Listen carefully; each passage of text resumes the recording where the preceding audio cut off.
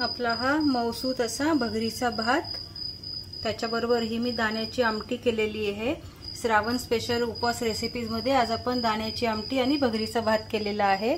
नमस्ते सर्वांना, मी संजीशा कदम माझ्या YouTube channel मध्ये तुमचं खूप खूप स्वागत करते।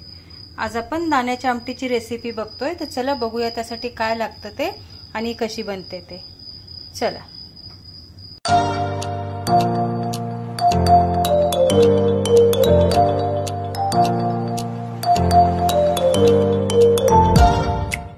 श्रावण स्पेशल उपवास रेसिपीज मध्ये आज आपण बनवतोय भगरीचा भात आणि दाण्याची आमटी।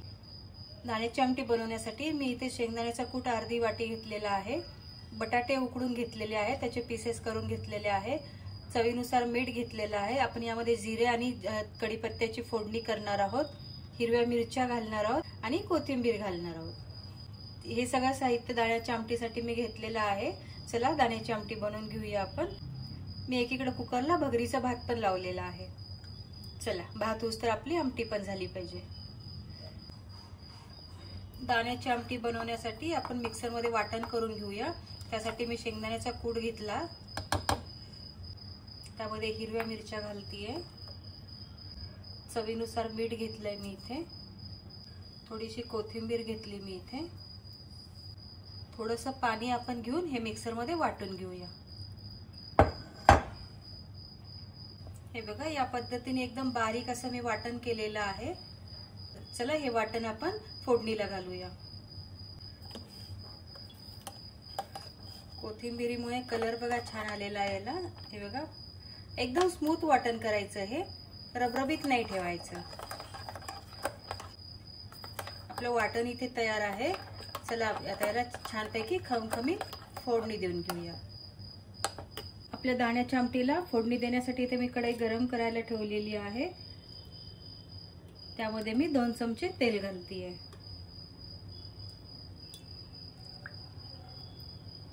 फोडणी आपली आहे ना एकदम खुसखुशीत बसली पाहिजे, त्यासाठी तेल आपण थोडंसं तापून देऊया। आपलं तेल इथे गरम झालेलं आहे।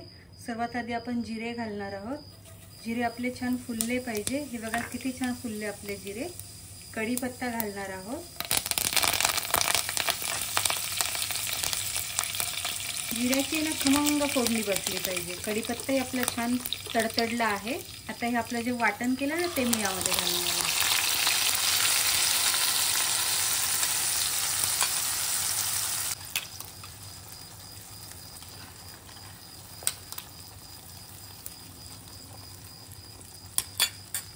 तुम्हाला जितकी पातळ पाहिजे असेल किंवा घट्ट पाहिजे असेल त्याप्रमाणे तुम्ही यामध्ये पाणी घाला। ही आमटी थोडीशी पातळच छान लागते।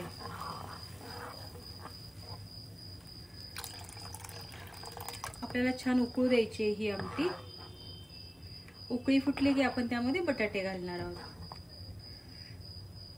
आपल्या आमटीला छान उकळी फुटतेय बघा, त्यामध्ये मी हे उकडलेले बटाटे घालणार आहे आणि छानपैकी कढ येऊस तर आपण ही आमटी उकळून घेणार आहोत।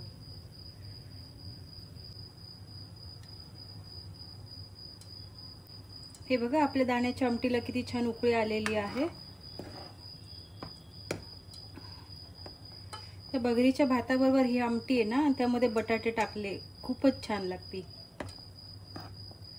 मस्त असा रबरबीत भात करायचा भगरीचा आणि ही दाण्याची आमटी त्यावर घ्यायची आणि मस्तपैकी खायची। चला अजून थोडा वेळ आपण ह्याला उकळू देऊया। हे बघा, आपल्या दाण्याच्या आमटीला छान कढ आलेली आहे। हे बघा, साईडने बघू शकता तुम्ही, कन्सिस्टन्सी पण छान झालेली आपल्या भगरीच्या आमटीची। बटाटे पण छानपैकी शिजलेले तर होतेच, पण मिक्स झालेत छानपैकी यामध्ये। चला प्लेटिंग करून घेऊया आपण।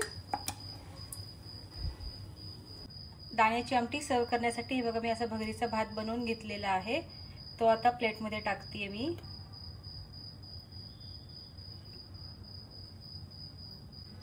आणि त्याच्या साईडने अशी दाण्याची आपली आमटी।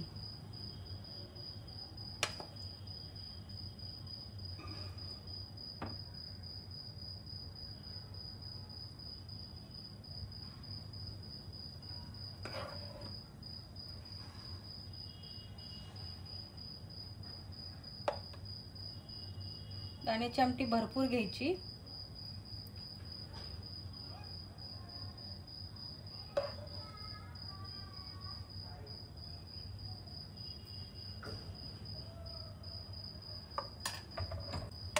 तुम्ही अशी माझ्या पद्धतीने दाण्याची आमटी करून बघा.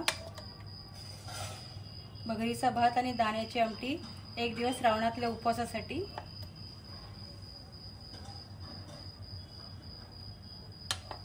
बनवायला पण सोपी आहे आणि खायला पण एकदम चवदार लागते.